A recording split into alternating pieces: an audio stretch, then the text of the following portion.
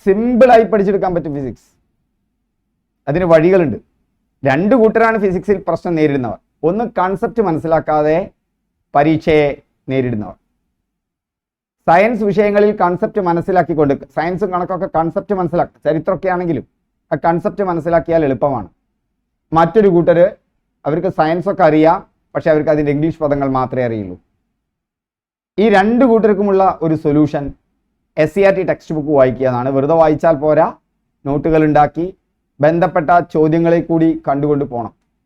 ആ previous year questions, അതിൽ നിന്ന് ബന്ധപ്പെട്ട പാഠഭാഗങ്ങളിലേക്ക് പോവുക.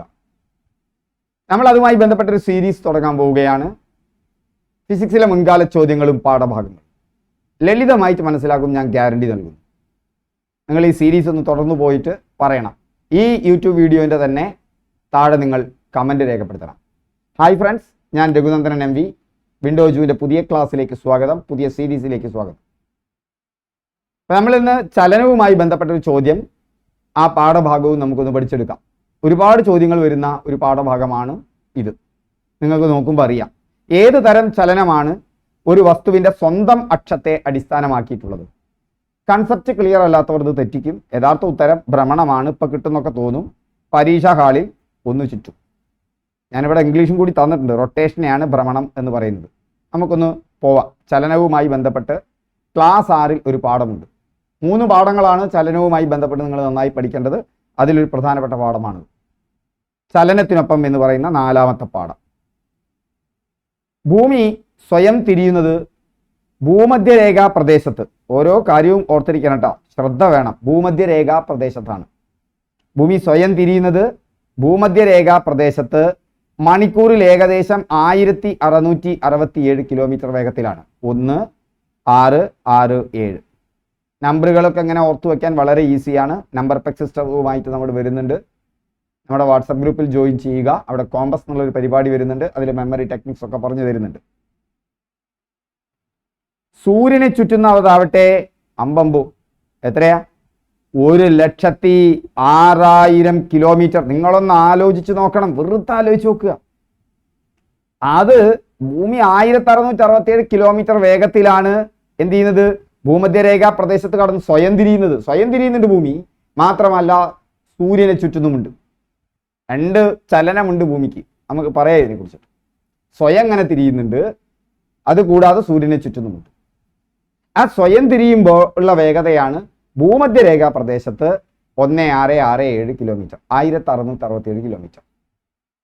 മറ്റതോ 1,06,000 കിലോമീറ്റർ.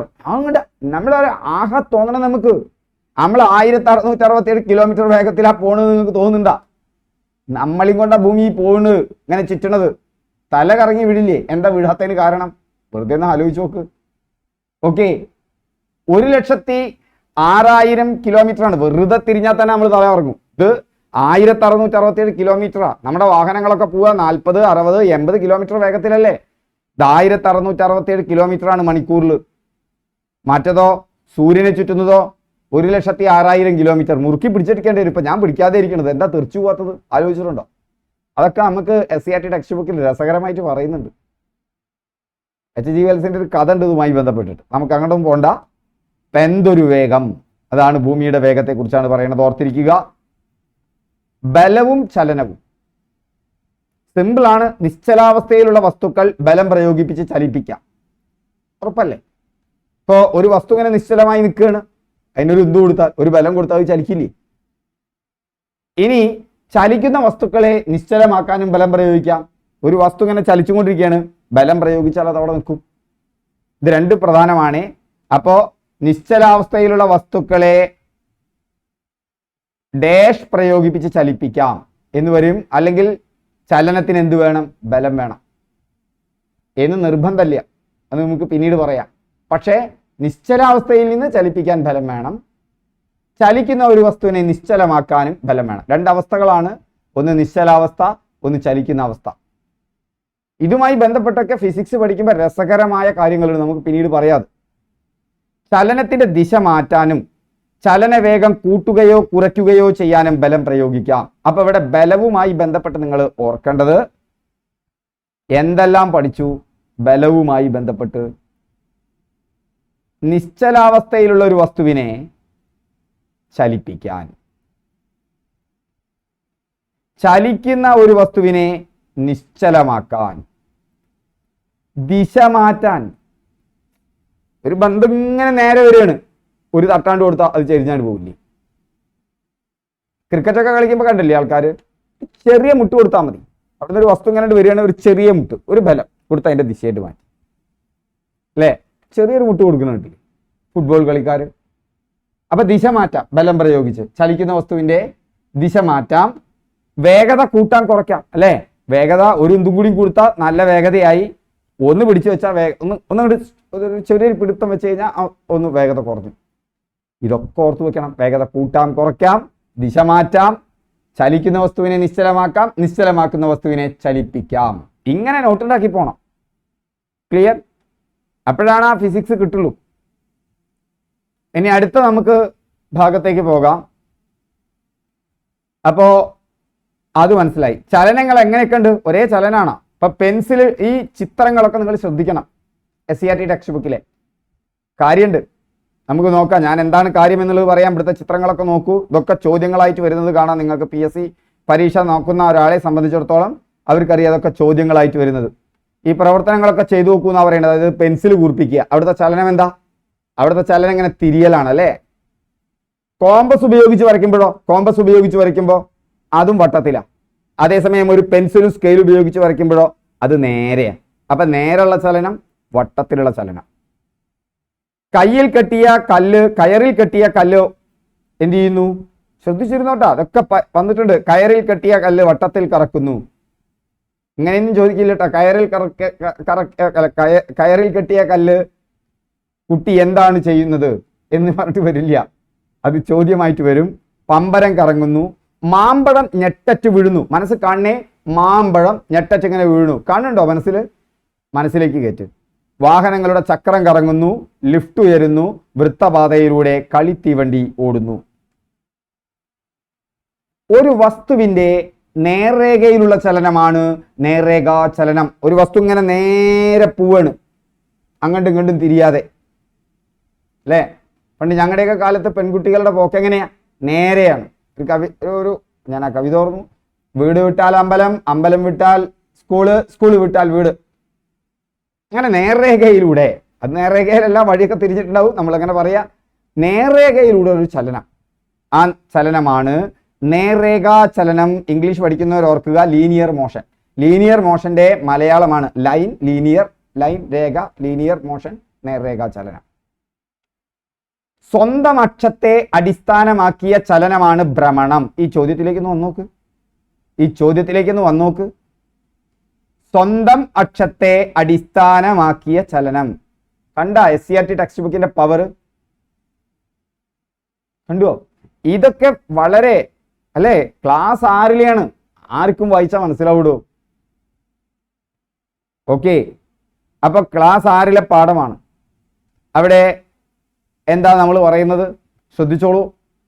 കണ്ടുവോ? സ്വന്തം അക്ഷത്തെ അടിസ്ഥാനമാക്കിയ ചലനമാണ് ഭ്രമണം.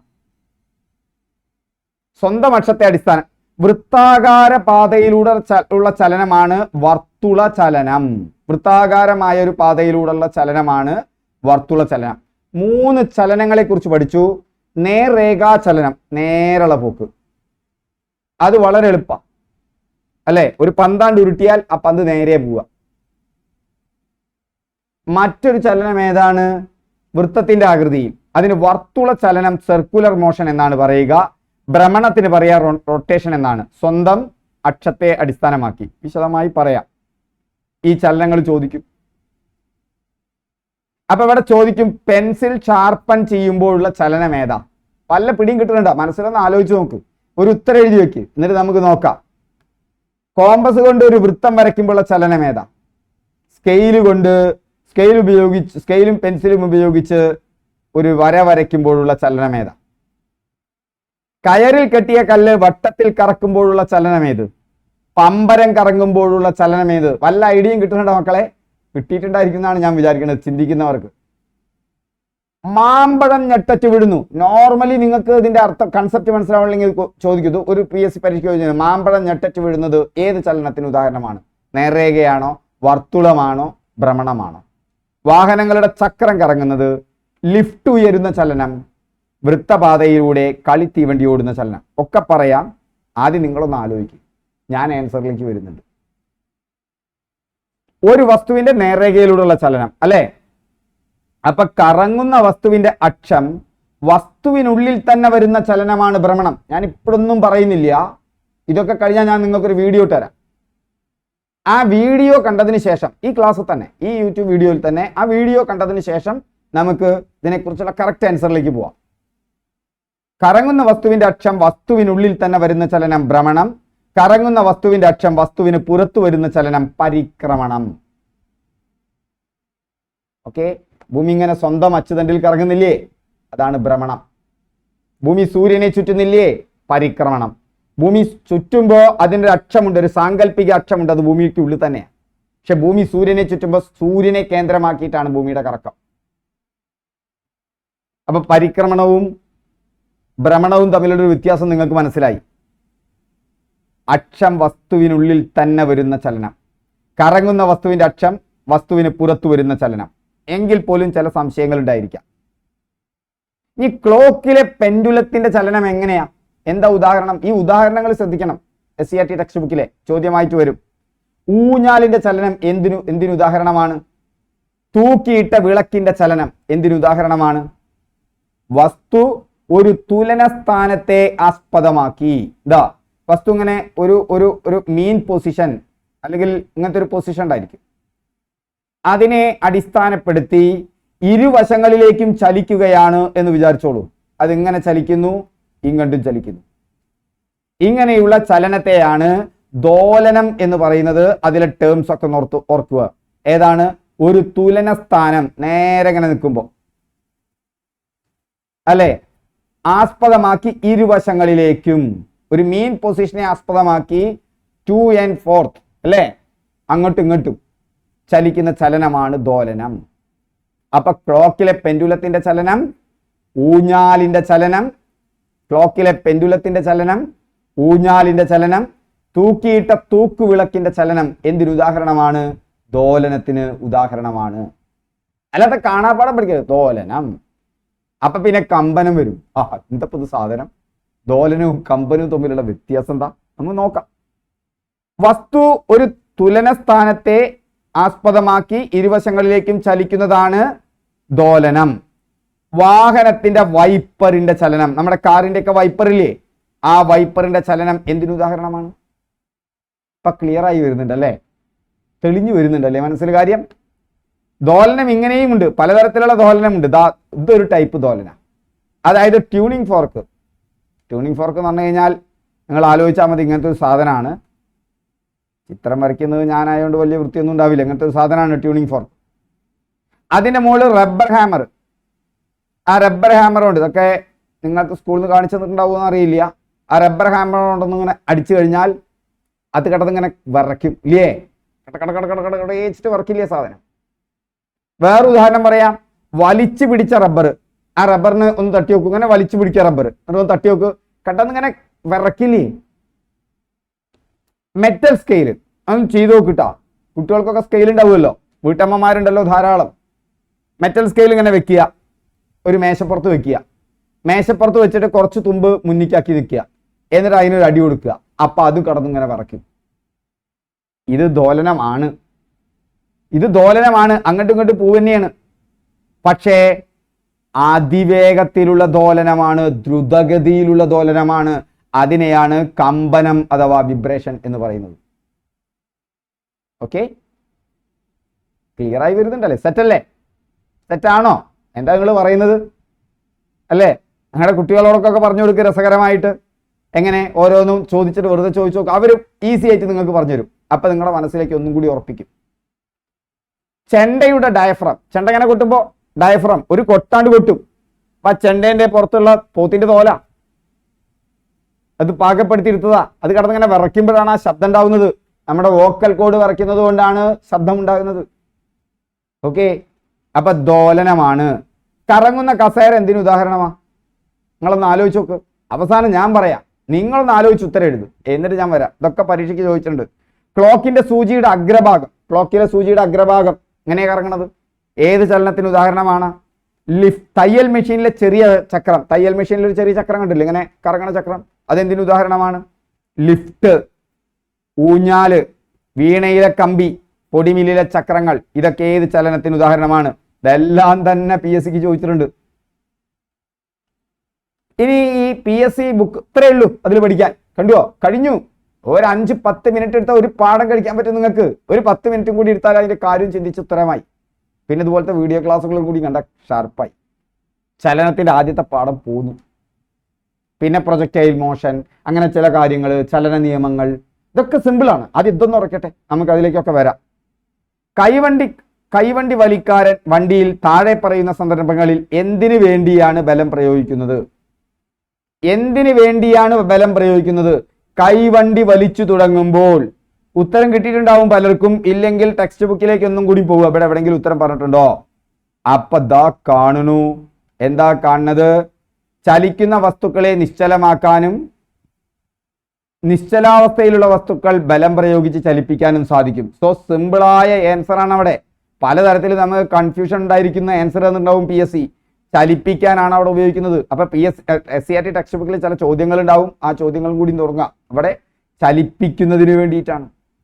വണ്ടി ഇറക്കത്തിലെത്തുമ്പോൾ ബലം പ്രയോഗിക്കും. അത് നിർത്താൻ വേണ്ടിയിട്ടല്ല, വേഗത കുറയ്ക്കാനാണ്. നമ്മൾ പറഞ്ഞിട്ട് വേഗത കൂട്ടാൻ, വേഗത കുറയ്ക്കാൻ, നിശ്ചലാവസ്ഥയിലുള്ള വസ്തുവിനെ ചലിപ്പിക്കാൻ, ചലിക്കുന്ന വസ്തുവിനെ നിർത്താൻ ഒക്കെ നമുക്ക് എന്താവശ്യമാണ്? ബലം ആവശ്യമാണ്. താഴെ പറയുന്ന സന്ദർഭങ്ങളിൽ പ്രസക്തമാകുന്നത് ഏതിനമാണ്? റൺവേയിലൂടെ ചീറിപ്പായുന്ന വിമാനം. നോക്ക്, റൺവേയിലൂടെ ചീറിപ്പായുന്ന വിമാനം, കറങ്ങുന്ന സൈക്കിൾ ചക്രത്തിന്റെ വാൽവ് ട്യൂബിന്റെ ചലനം. ഞാനിപ്പോൾ ഉത്തരം പറയുന്നില്ല, ഇതിന്റെ ഉത്തരം നിങ്ങൾക്ക് അവസാനം കിട്ടും. മറ്റിനം ചലനങ്ങൾ. അപ്പോ ഇനി നിങ്ങൾ ഈ വീഡിയോ ഒന്ന് കണ്ടു. ഈ വീഡിയോ കണ്ടതിന് ശേഷം തിരിച്ച് ഞാൻ വീണ്ടും ക്ലാസ് എടുക്കാം.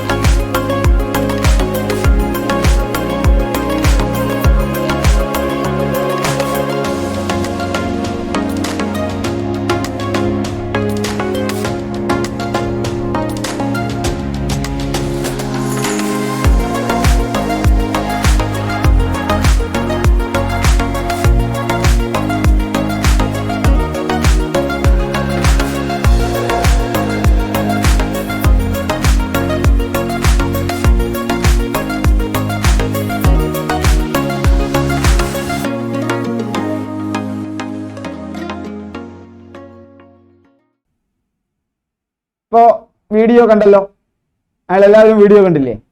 ചെണ്ട കൊട്ടുമ്പോൾ തുകലിന്റെ ചലനം. തുകൽ കണ്ടതിങ്ങനെ ഭയങ്കര സ്പീഡിൽ വർക്കല്ലേ? എന്ത് ചലന? ആട്ടുകട്ടിലിന്റെ ചലനം, ജയന്റ് വീലിന്റെ ചലനം, ഇങ്ങനെ പലതും ലതികയും ഇക്ബാലും സോനുവും പറഞ്ഞിട്ടുണ്ട്. ഇതൊന്ന് സ്ക്രീൻ ക്ലിപ്പ് എടുത്ത് വെച്ചിട്ട് എന്തായിരിക്കും ഇതിന്റെ ആൻസർ എന്ന് ആലോചിച്ച് നോക്കൂ. എല്ലാവരുടെയും കണ്ടെത്തൽ ശരിയാണ്. അതൊക്കെ ദോലനത്തിന് ഉദാഹരണമാണോ? നിങ്ങളൊന്ന് നോക്കി നോക്കൂ. ഇനി നമുക്ക് പോകാം. വൃത്തപാതയിൽ കൂടിയുള്ള ചലനത്തിനാണ് വർത്തുള ചലനം എന്ന് പറയുന്നത്. നേരത്തെ നമ്മൾ വർത്തുള ചലനം എന്ന് പറഞ്ഞാൽ ഒരു കല്ല് ചരടിൽ കെട്ടിക്കറക്കുമ്പോൾ കല്ലിന്റെ ചലനം വർത്തുള ചലനത്തിന് ഉദാഹരണമാണ്. PSC മുന്നേ ചോദിച്ചുള്ള കാര്യങ്ങളാണ്. കറങ്ങുന്ന ടയറിൽ പറ്റിപ്പിടിച്ചിരിക്കുന്ന ചളി, കറങ്ങുന്ന ടയറിൽ പറ്റിപ്പിടിച്ചിരിക്കുന്ന ചളി അതിനൊപ്പം ഇങ്ങനെ കറങ്ങില്ലേ? ആറ്റങ്ങളിലെ ഇലക്ട്രോണുകളുടെ ചലനം, ഇതൊക്കെ വർത്തുള ചലനത്തിന് ഉദാഹരണമാണ്. നേർരേഖയിലുള്ള വസ്തുവിന്റെ ചലനം, നേർരേഖാ ചലനമാണ് നേർരേഖാ ചലനത്തിന് ഉദാഹരണമാണ് ഞെട്ടറ്റ് വീഴുന്ന എന്തും. നേരെ വന്ന് പതിക്കല്ലേ, ലിഫ്റ്റ് മുകളിലേക്കും താത്തയ്ക്കും പോവല്ലേ ചെയ്യുക. ഇതൊക്കെ നേർരേഖാ ചലനത്തിന് ഉദാഹരണമാണ്. മുന്നോട്ടും പിന്നോട്ടുമുള്ള ഒരു തുലന സ്ഥാനത്തെ അടിസ്ഥാനമാക്കി മുന്നോട്ടും പിന്നോട്ടുമുള്ള ചലനത്തിന് ഉദാഹരണമാണ് ദോലനം, ക്ലോക്കിന്റെ പെൻഡുലത്തിന്റെ ചലനം. എന്നാൽ ഭൂമി അതിന്റെ സ്വന്തം അച്ചുതണ്ടിൽ കറങ്ങുന്നത് നമ്മൾ ആ വീഡിയോ ഒന്ന് മനസ്സിലാക്കി അതിനെ ഭ്രമണം എന്നാണ് പറയുക അല്ലേ. അപ്പൊ അതൊരു സാങ്കല്പിക അക്ഷത്തെ അടിസ്ഥാനമാക്കിയിട്ടാണ്. ആ അക്ഷം ഭൂമിയിലൂടെ തന്നെയാണ് കടന്നു പോകുന്നത്. പക്ഷെ അതിനൊരു ചെരിവുണ്ട്. എത്ര ചെരിവ? 23.44 അഥവാ 24 ഡിഗ്രി. അപ്പൊ അത് ഭ്രമണ ചലനമാണ്. എന്നാൽ വർത്തുള ചലനം, ഫാനിന്റെ ദടങ്ങൾ വർത്തുള ചലനത്തിന് ഉദാഹരണമാണ്. എന്നാൽ സൂര്യനെ പ്രദക്ഷിണം ചെയ്യുന്നുണ്ട് ഭൂമി. അവിടെ അക്ഷം എവിടെയല്ല, ഭൂമിയിലല്ല, അത് സൂര്യനെ ആസ്പദമാക്കിയിട്ടാണ്. അതിനെയാണ് പരിക്രമണം എന്ന് പറയുന്നത്. അപ്പോ ആ വസ്തുവിന്റെ പുറത്താണ് അക്ഷമെങ്കിൽ അത് പരിക്രമണമാണ്.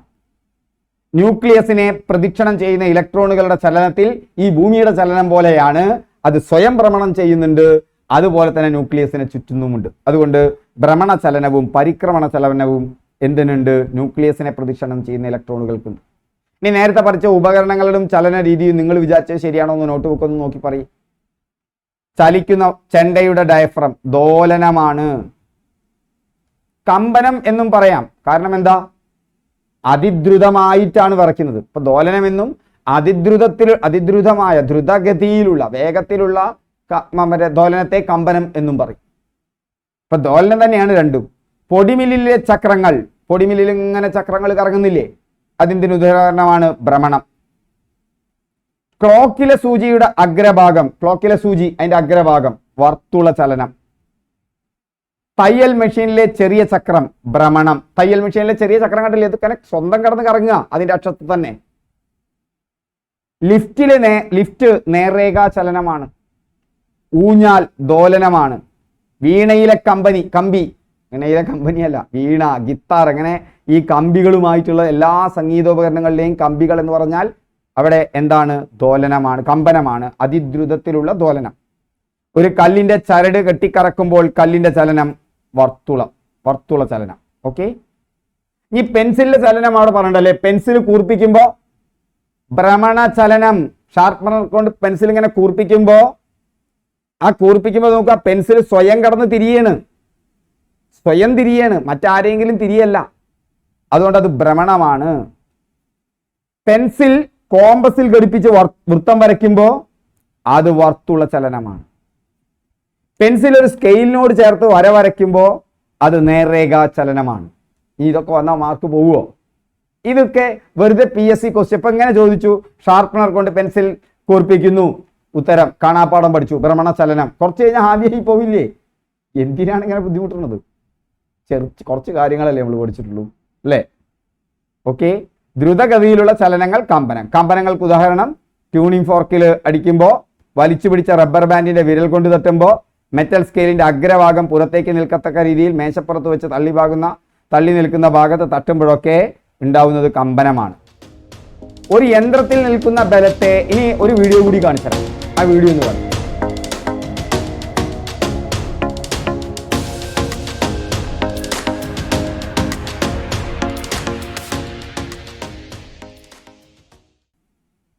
നന്നായി ശ്രദ്ധിച്ച് കാണണം കേട്ടോ.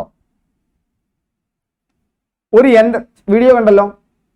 ഇനി നമുക്ക് നോക്കാം. ഒരു യന്ത്രത്തിൽ നിൽക്കുന്ന ബലത്തെ യന്ത്രങ്ങളിലേക്കോ യന്ത്രഭാഗങ്ങളിലേക്കോ എത്തിച്ച് അവയെ കൂടി ചലിപ്പിക്കാൻ സാധിക്കും.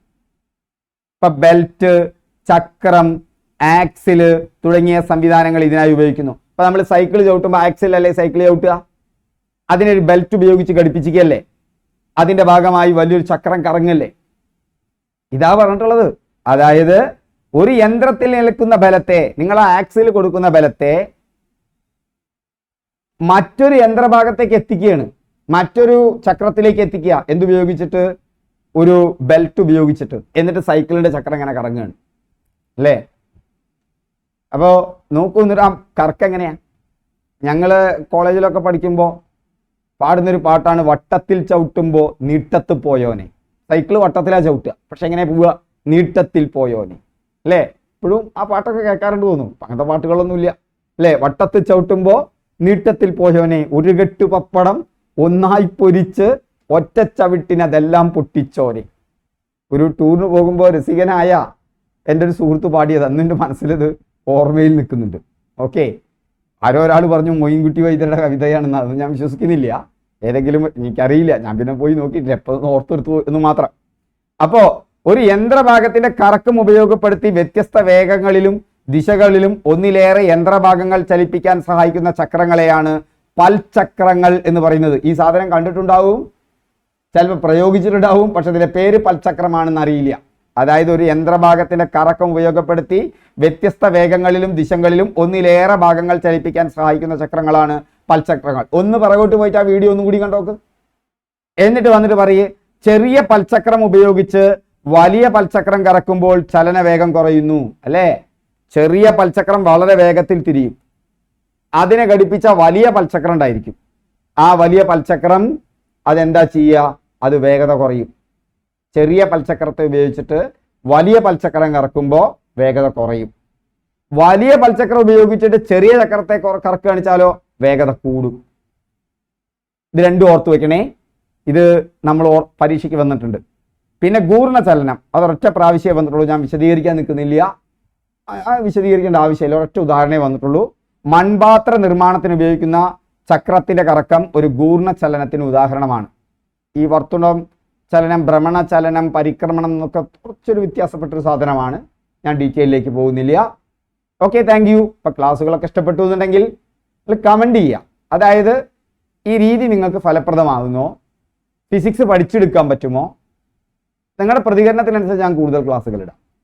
ഓക്കെ, പിന്നെ അത് കൂടാതെ നിങ്ങളിത് ലൈക്ക് ചെയ്യുക, ഇഷ്ടപ്പെട്ടാൽ കമൻറ്റ് ചെയ്യുക, ഷെയർ ചെയ്യുക, നമ്മുടെ കമ്മ്യൂണിറ്റി വളർത്തുക, നമ്മുടെ വാട്സപ്പ് ഗ്രൂപ്പിലേക്ക് വരിക. അവിടെ ദൈനംദിനമായി നിങ്ങൾക്ക് പഠിക്കാനുള്ളത് കിട്ടുന്നുണ്ട്, എക്സാം നടക്കുന്നുണ്ട്. Okay, thank you.